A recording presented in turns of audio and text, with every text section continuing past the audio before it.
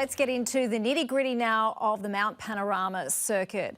As we take a closer look, Mark, there are plenty of places to make gains, but equally, there are just as many places where it can all come undone. Certainly is. Just 6,213 metres of pure gold it is. It's got massive elevation change, big fast circuit in terms of the top of the hill, but what about the run down into the chase? The cars do just on 300 kilometres an hour there for that big fast right-hander, and getting off the line is a big part of the story, Garth. Yeah, hardest start of the year. Tallest diff ratio, full of fuel, high grip surface, easy to damage the clutch leaving the line, and then the run-up mountain straight. It's like a 5-lap sprint race. You're all banging into each other. It's like, whoa, just calm down, guys. We've got 1,000 Ks to go here, but track position's so important. You've got to get anyone you can get them early. In terms of the cutting, we always see some drama there. What makes that part of the circuit so challenging? Well, it's blind. So you actually go through a little kink, and if you overcommit, you do exactly what Scott Pye did there and fire into the fence on the right-hand side. Your teammate was a victim of it also last year, Garth, so straight in there. But when you think about it, I've seen Brock do it there. I've seen Larry Perkins do it there. I've even seen Jamie Whincup. This is an example of Whincup doing exactly the same thing. You've got no run-off road at all. Absolutely unforgiving.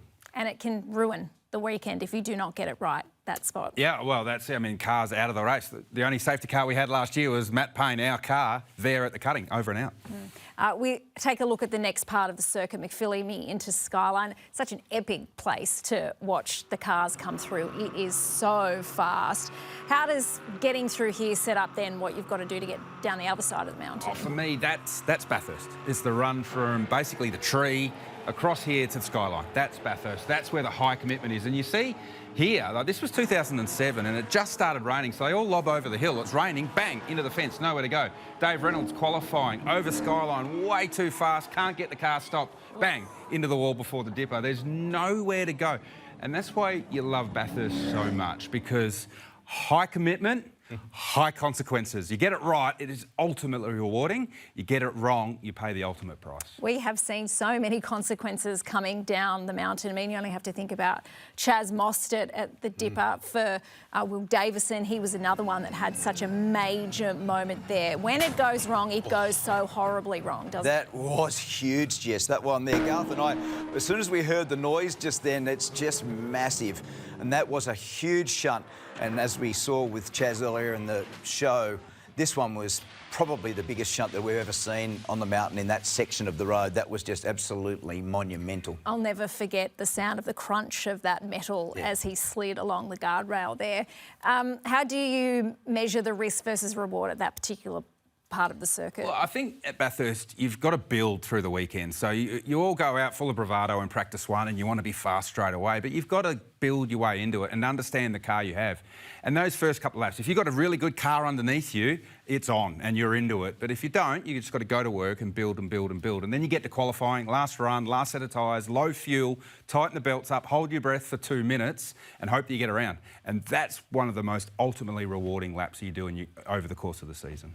What are going to be some of the other critical parts of the story this year? I mean, we saw last round at the Bend, the refuelling issues that the Rebel Ampol racing team had. We know pit stops are always a big story and have a massive bearing on the outcome of the race ultimately. What do you think are going to be critical this year? Minimising mistakes, Jess. I mean, there's going to be mistakes through the day. This is one you wouldn't have expected from arguably the top team in pit lane. They only got 18 litres of fuel in for that stop there and basically put them completely out of the race. So driver changes, brake pad and rotor changes, fuel rig, the smallest tyre issue in terms of getting a wheel on and off. We've seen dramas through the course of this year with the wheel not being indexed properly on the hub. So there'll be so much of this. Look at that stop there with Will Brown. He was battling to get in, and it is hard. The aperture is so small, isn't it, Garth, to get in and out? So there's a plethora of mistakes to be made, and it's one of those ones that you've just got to minimise them. Yeah, everyone makes mistakes. You can't do 1,000 kilometres of racing flat out and not make a mistake, whether you're the driver or the team. It's how you minimise them and how you react and respond to those mistakes that sets up your day. So if you have a mistake early in the day, you can recover. If you have a mistake late in the day, it's a challenge, but it's not the end of the world. You can get yourself back in the game. So if you get a safety car at the right time, you can get yourself going again.